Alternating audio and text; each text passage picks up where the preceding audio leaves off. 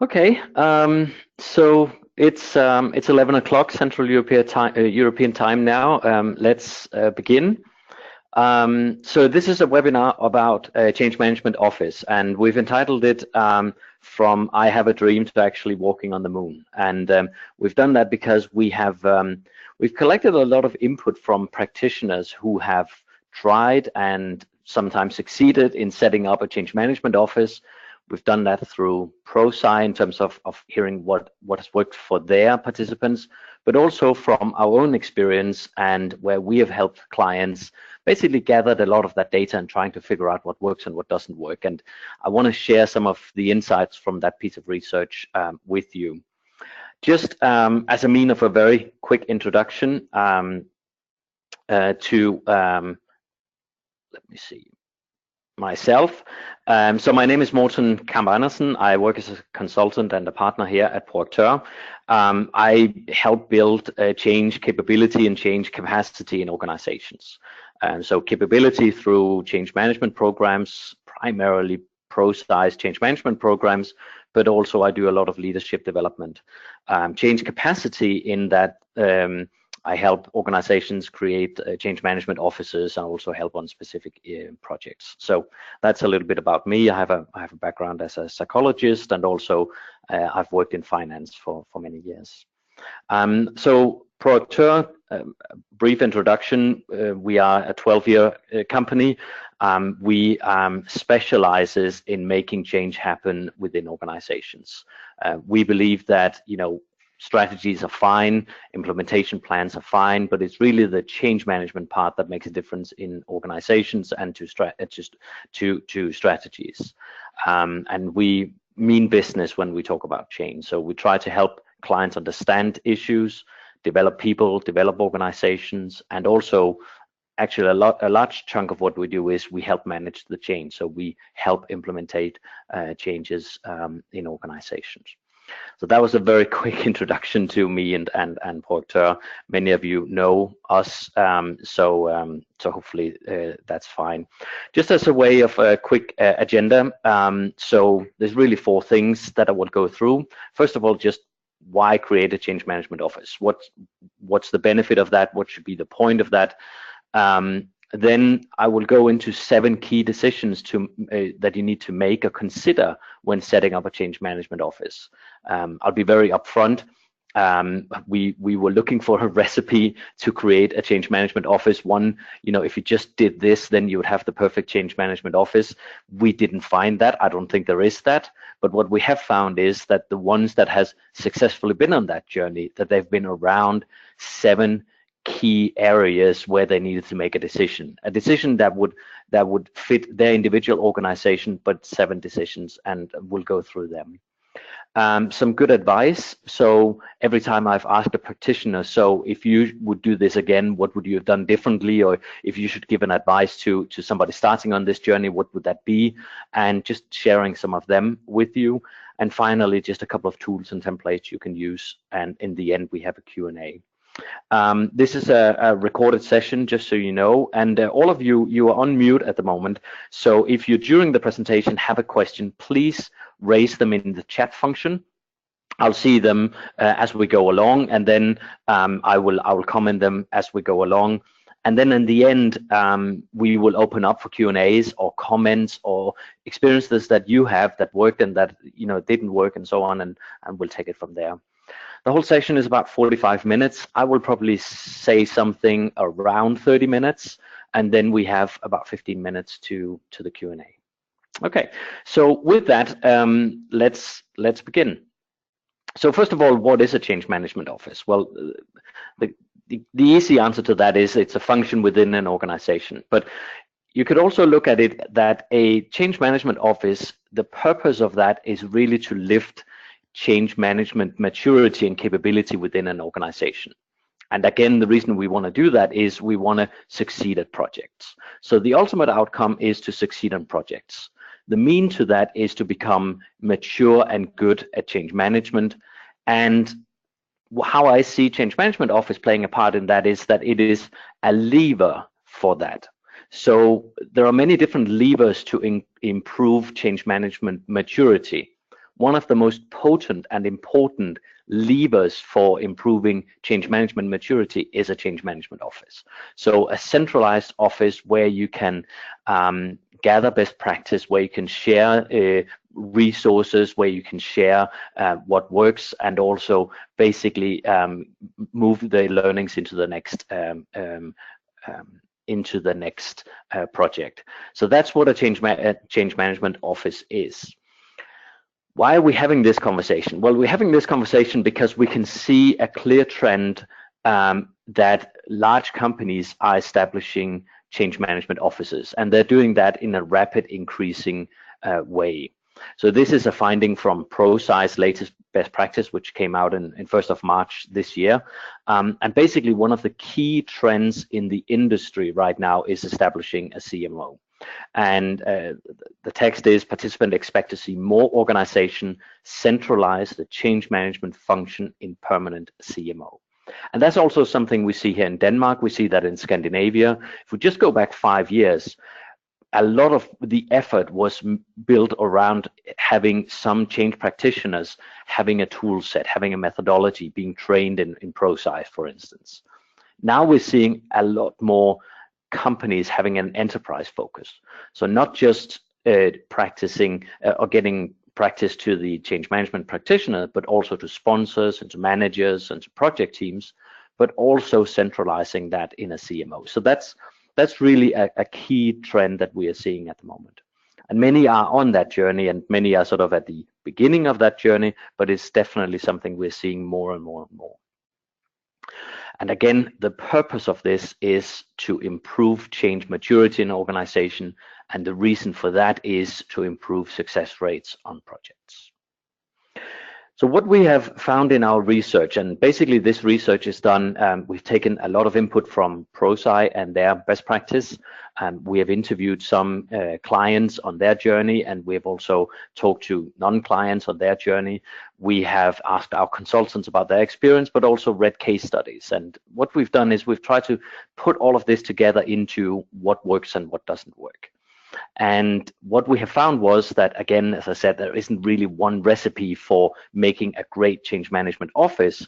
But what there is, what we've found is that we've found 7 distinct areas that you need to make a decision around your change management office. And if you go through those 7, not necessarily in this order, but if you go through those 7 and consider it and have internal conversations about what works best in your organization, and then make a decision around that, you will get pretty far in establishing a well-functioned change management office. So those 7 are the ones listed here. It's which responsibilities the CMO has, organizing, acquiring the right resources, the size of the CMO, the success criteria, governance model, and interaction and integration with the project management office. And I will just go through each of these 7, just put a couple of points to each of them, some of the key considerations that you need to take on them. And again, there's no right or wrong answer in any of these. We haven't seen the best CMOs that they have taken these decisions. But what we've seen is that they looked at these things, made a decision around it, and basically said, okay, we want to go this route. So the first area is the responsibilities of a change management office. So you need to make a decision about what is it that this change management office should be responsible for. And we have found 12 things that potentially could be within the responsibility of a change management office. So the first one is setting up and controlling a governance model. I'll get a little bit more into detail later about how that governance model may look like, but setting up a governance model for when should we apply change management to which projects and to which size. So basically having some kind of governance model to how do we do change to which project should it be applied. Secondly, method, tools, and templates. There are many different methods and tools out there. There are at least 5 different what I would call full-blown methods out there. Looking at them each, finding out which one fits you best, understanding the tools, understanding the templates, and getting familiar with them and owning them. So basically, this would be the CMO that basically says, this is how we do it in our organization. These are the method we'll use. This is the tool we'll use. This is the templates we'll use. Thirdly is provide support. basically be a support center. So let's say that you have a rollout of a change, an IT system or something, and you have various managers experiencing resistance. Maybe there is a centralized place where they can go and find help and get support whenever they have an issue, or if there are communication issues, a centralized place where they can get that support. Or it could be as a resource center. So you lend out specific resources, change management resources to projects.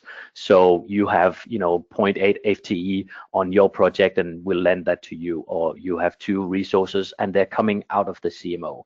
So the CMO can also be a resource center that can be lent out to specific projects. The 5th one, success stories. This is actually a really important one. We often forget to share success stories. Sometimes it can be difficult to articulate the value of what change management is and what it does and the value it brings to projects. And if we don't share the success stories that we have, people will not know within the organization. When we recently held a conference where we had invited Tim Creasy from Proacteur over here to speak, and he said about this particular one that, what is said in the organization when we don't succeed in organization with change management. Well, then there is a lot of noise, a lot of frustration. People are shouting a lot because they are frustrated with how this is implemented. What happens when we succeed with change management? What can we hear in the organization then? And the answer is nothing. There is silence. And that's obviously because things have been implemented well, so there isn't that kind of background noise. But we also forget to actually tell the stories that worked well. So share the success stories should also, or could also, be a responsibility of the CMO. Common language. So many times, even within the change management community, we have different language for what is change management actually. If you go out to individual organizations, I bet you there'll be 25 different definitions and understanding of what change management is. So to have a common language of what it is and what it does, and maybe also how we can talk about it. I freely admit that I am a huge fan of the ADKAR model. And ADKAR is a simple method, but it's a tool, but it's also a great language. And in many organizations now, we hear, one manager saying to another manager, I have problems with desire in my team, or I don't know how to create the appropriate knowledge level, or I don't know how to convert the knowledge into ability for my particular team. I'm not saying you should use ADKAR, you can use any other model, but just having one common language will help a lot, also at the manager level, sponsor level, or even at the project level, where you can have a conversation about what do you need to do. And so have that common language. Next one is training. Obviously, people within the CMO need to have the appropriate amount of training in change management, but also maybe it is the responsibility of the change management to train the rest of the organization. Train the managers, train the sponsors, train employees in terms of their role in a change. Could be also to track progress. How well do we do change management, and also how well are we on? How well are we doing change management on this project? So when we are approaching go live, that we are at the level where the organization is ready and motivated and has the knowledge and ability to take on this change. Build best practice. Obviously, the tools and the method that you will use will have some ways of doing it, but you need to custom fit it to your organization. So you need to, over time, collect learnings about what works and what doesn't work in your organization. How do you communicate well in your organization? Collect that learning. How do you manage resistance in your organization? Collect those learnings. How do you engage your direct managers? Collect that learning, and then collect that and tweak your tools and your templates and also your approach, and build sort of an internal best practice. Could also be the CMO's responsibility to have a strong integration with the project management. So maybe even the change management model could be completely integrated with the project management. But if not, also, how do you work together, and how does those models work together? Could also be a responsibility for the CMO to have a complete overview, portfolio overview of the changes. So We know that there are 50 changes going on in our organization, but how do we create a map that tells us which ones are the most important, which ones are the most riskful, which ones are we most behind about in terms of project management and change management? Where should we allocate our resources? How does that compare to our must-win battles in our organization, and so on? So having a portfolio overview would be a good idea. There is a question about whether we will share the slides, and absolutely we will do that. I'll tell you in the end how you will get that, but it will both be on our website, but you will also get an email with the slides. Okay, great, thanks. And the final one is career path. When I speak to people who are in change management and I ask them about how did you get here, I can see that people get into change management in many different ways. There's not one real career path in getting into change management. But when I ask the second question is, okay, so what is your career path within change management? I sense often there is a lack of, well, we'll see how it goes on this project.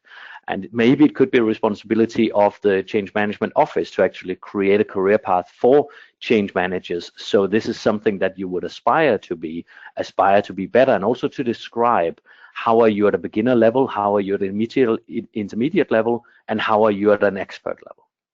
Anyway, so these are 12 different areas where this is something that a change management office could be responsible for. It's not complete, but it encapsulates most of what we see.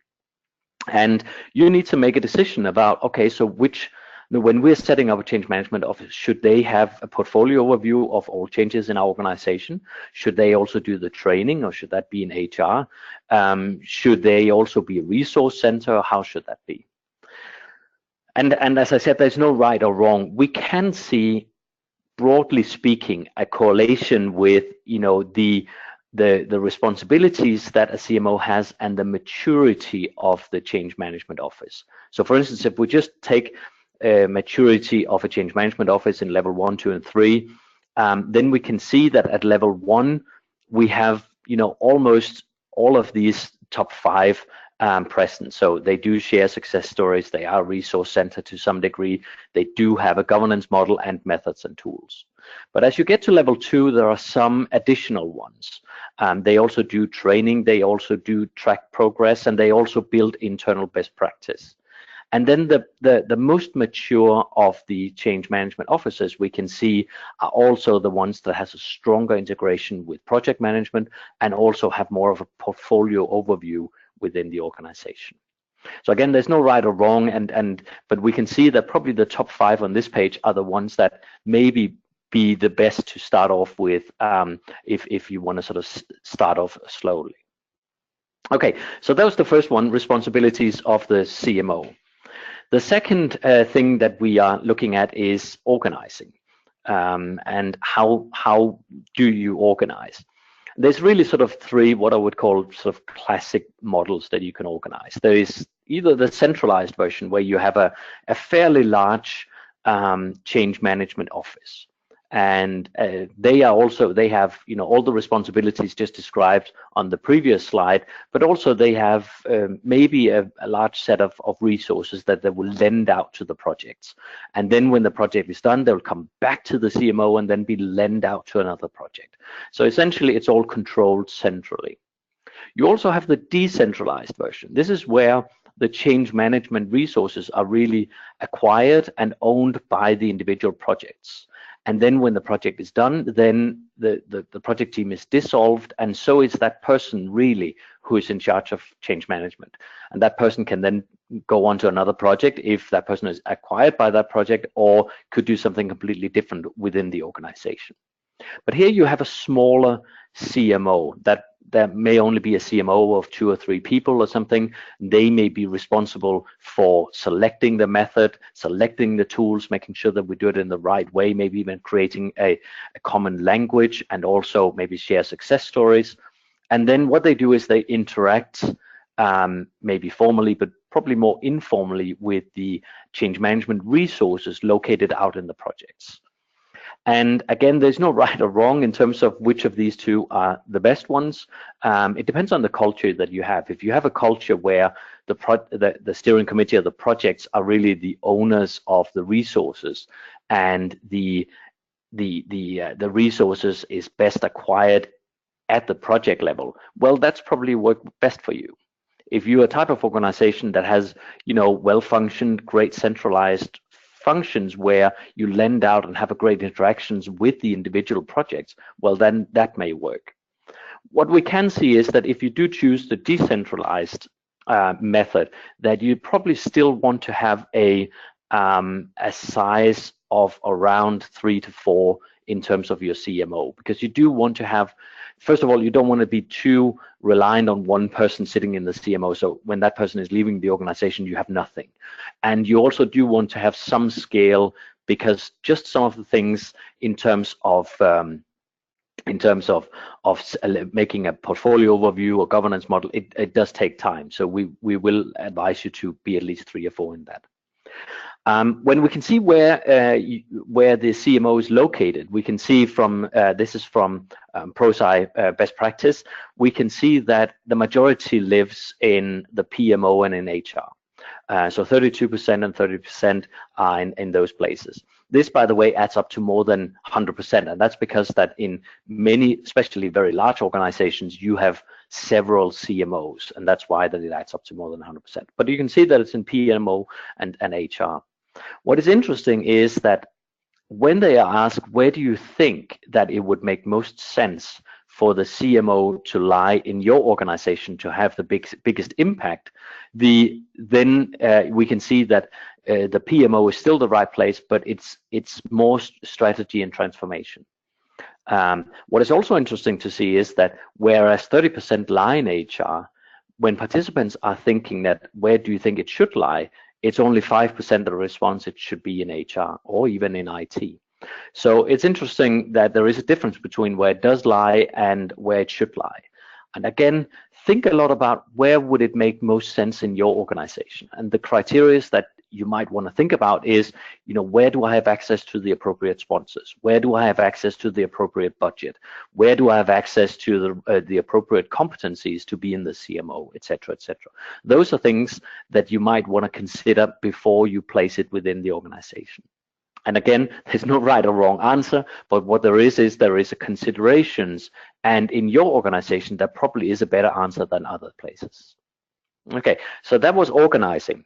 If we then look at acquiring the right people, I don't really want to spend too much time on this, but this is just to say that, you need to consider what are the right competencies that you need in your organization. So these are the 5 different skills that ProSci is highlighting in their best practice: communication skills, change management competency, flexibility, interpersonal skills, and understanding the business. But sometimes that can be specific to your particular project as well. So maybe it is particular communication skills, maybe it's training skills or something. Think about what works for you. The 4th one is size of the CMO. So how big should it be? And obviously that is highly linked to how you are organized, whether you have centralized or decentralized. But what we can see from ProSci's best practice is that the average size is between, or the most frequent size is between 2 to 5 employees. In 21% of the time, it is 6 to 10 employees. And definitely, so this basically just shows that these are not huge departments within organizations. These are fairly small. And bear in mind that some of these organizations are very big. So I will say in Denmark, where we have, most of our organizations are sort of small to medium-sized organizations, having a CMO of about 2 to 3 people is probably what we see the most.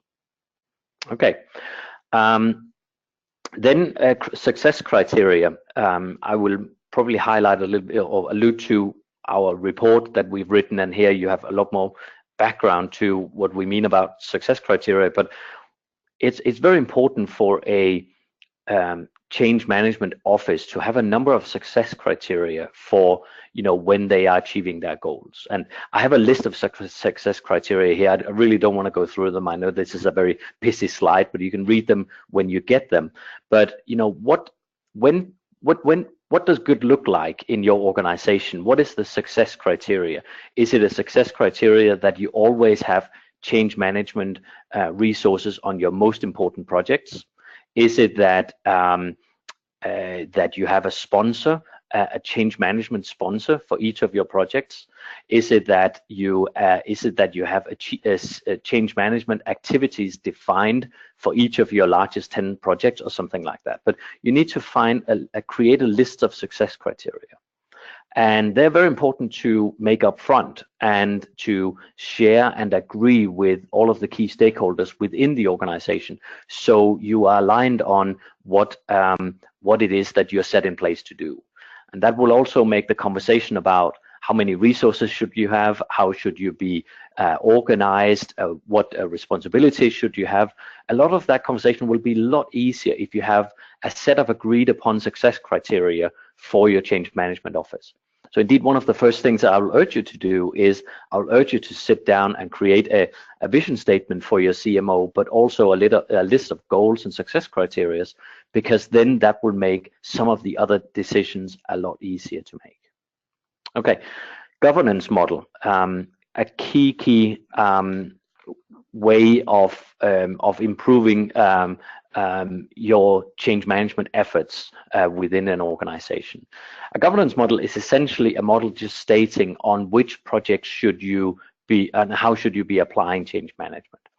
And I'm just showing you here a simple, very simple, ultra simple model in terms of governance model. But it could be on which project should we do change management. It could be if the total project cost is over a certain amount of money. It could be if you impact more than a certain percentage of your workforce. It could be if it is related to any of your must-win battles in your organizations, or it could be if it hits any particular business area. So you need to make a decision, first of all, which projects are we applying change management to? In many organizations, how it works is that it is the project managers that shouts the loudest or are the best at getting resources that sort of gets change management resources to the project. It really should be the other way around. It should be a strategic choice about which ones to make it on. And when on those projects, what should it be mandatory to do? To make a PCT analysis or risk analysis or participate in reviews, and also which requirements or options do you have? To have options to get the change management resources assigned, or to be part of the ongoing change management review, to do that quarterly or half yearly on the project. So governance model is essentially a model that says on which projects are we applying change management and what are we doing on them. And then, so then it doesn't become a conversation with the project manager about should we do this or not, but then you have a mandatory model that all will be need to use. And we find this to be an incredibly powerful tool to have on as a change management office. So how does your governance model look like? And then the final one is the integration and interaction with the change management, with the project management office. Definitely we see where change management has the most impact is where you have a great interaction and integration with the project management office. In simple terms, you know, when we are creating a change, we need the project management and the change management to work together. Those of you who know the ProSci methodology will know that we have this PCT model, and we say there are 3 elements for a project to succeed. You need to have a strong sponsor, great project management, great change management. And the greater you have interaction on the people, the processes, and the tools, the more likely it is that you will deliver this on time and together. And so, for instance, just having the processes mixed together so that there is an alignment. So, for instance, at each gate, whenever you have, you know, the project is going up to the steering committee, well, then why don't you have also change management activities in that particular going through the gate, for instance, or whenever there is a delay in the project timeline, that automatically the change management timeline is altered as well. So if you have that interaction or integration, then you're more likely to succeed. Okay, so those are the 7 areas, and again, we've talked to a lot of different people about, you know, what worked and what didn't work, and also many have tried and failed, to be quite frank. And we see no recipe. We see no, this is what you need to do and then it will work. But what we do see is that we see that if you go through these 7, not necessarily in this order, but if you go through these 7 areas and consider how will this look for us, and make decisions and interact with key stakeholders and get buy-in from them, then you are on the right path to having a CMO that fits well in your organization. Okay. Interestingly, after some of the interviews, I asked the people, okay, if you wanted to do this again, what would you do differently? Or if you had to give an advice to somebody starting on this, what advice would you give? And a number of good things came out of that, but there were 3 things that was just consistently mentioned by most of the people that we spoke to. So I just wanted to mention these 3. The first one is, this is a classic, get executive sponsor buy-in from the beginning. I sometimes feel that the answer to every question in change management is to get a sponsor buy-in, but this is definitely something that I hear from everybody, that when it succeeded and then when it went well, it was because sponsors knew what we were doing, they were all in for this, and they knew their role, and then it worked. And for the ones where it didn't work, they said, well, it was something that my HR director thought it was a great idea, or the head of IT thought this was something we should do, but the top management really never understood what this was. So get executive sponsor buy-in from the beginning is just key. Point number 2, right on the back of a large project. So setting up a CMO and actually lift change management maturity. If you can do that on a large, important project within your organization, you're more likely to succeed. You're more likely to get the attention and the buy-in from first-line managers because they know it will help them in implementing something that is really important. Or you're more likely to get sponsor buy-in if they know that this is critical for making their must-win battle succeed. So if you can ride on the back of a large project, and that can be obviously a key component in an IT project, or it can be moving to a new headquarter, it can be, improving the product line or going to a new market or something like that, but something that is considered to be really, really important. And then thirdly, use face-to-face communication more. It's not surprising, but it's just consistent that we hear that we should have communicated more, and we should have sat down with more stakeholders on a one-on-one and gone through our presentation instead of just emailing them to them. And yes, it would have taken more time, it would have cost more, but it would have been worth that investment. So use more face-to-face communication, especially with key stakeholders. And key stakeholders is not just executive management, it is also project managers, and it is also nearest line managers. Okay.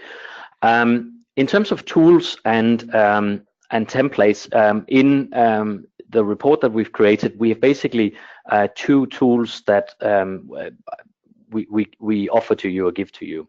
The first one is Change Management Office Maturity. So we've created a maturity model for Change Management Office.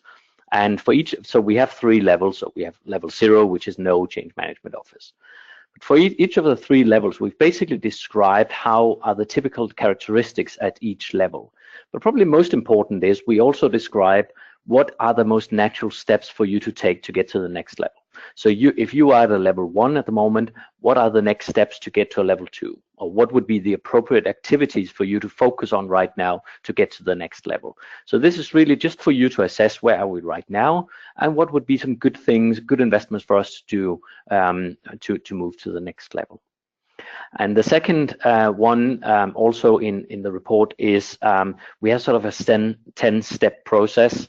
It's basically just a tick in the box process, but basically here are some steps that if you follow them, you are probably going to come all around all of the decisions and things that you need to take around setting up a change management office. So first one, identify and appoint the right sponsor for setting up a change management office, and also making sure that that person is in the right place in the organization. And then just go through them, and you can tick off whether you are started, whether you plan to do it, and when you finished. And I don't want to promise anything, but if you tick finished in all of these, I'm pretty sure that you will be far down the avenue of having a great change management office set up. So all of this is basically highlighted in a piece of research that we have created. It's called Change Management Office, how to successfully set up a change management office. And it's sort of a 20-page report where we just collected a lot of best practice, read some case studies, spoken to clients, and just collected all of that in here. A lot of what I've said today is in here, so you don't have to read it cover to cover. But if there was something that you just are curious about or more details about, it is all in there. You can find that on our webpage where you can download it, and it will also be where you will find the this webinar recording, and where you'll find the slides to here. This is also the place where you'll find it. Okay, I know this was a quick introduction, but I said it will take 30 minutes, taken 36 minutes. I'm sorry about that, but it does leave time for us to have a conversation about, you know, where are you at the moment, what works for you, or if you have any questions or things that I should go into more detail about, please please make them now. Remember that you are on mute, so please unmute yourself when if you have any questions.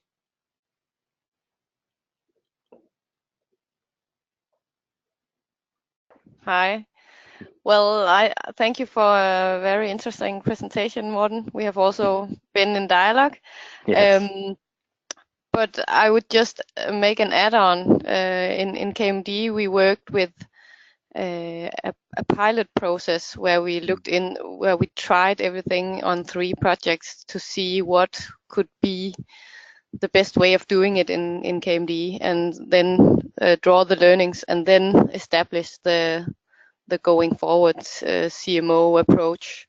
So that was just an add-on. You also said get on the back of a project and so on. So that's actually a really good point, because that's really 2 different, I would say, strategies in a sense. The first one is to take just something that is so important, has so much attention, and everybody's focused on we need to succeed in this, and then work on the back of that project.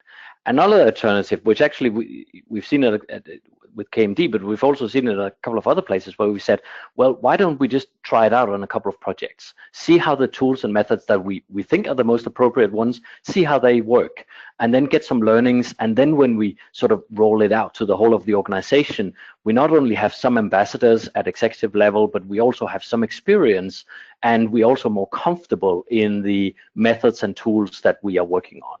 And that will probably make it, and you can start sharing success stories actually as you're rolling out. So that's also an excellent alternative way of doing that. Yes, great. Attending, this was a pleasure of interacting with you, and also if you have any other comments or something that you want to share with me afterwards, you're welcome to call me or send an email. Otherwise, I just want to wish you the best of luck in setting up a change management office. Thank you very much.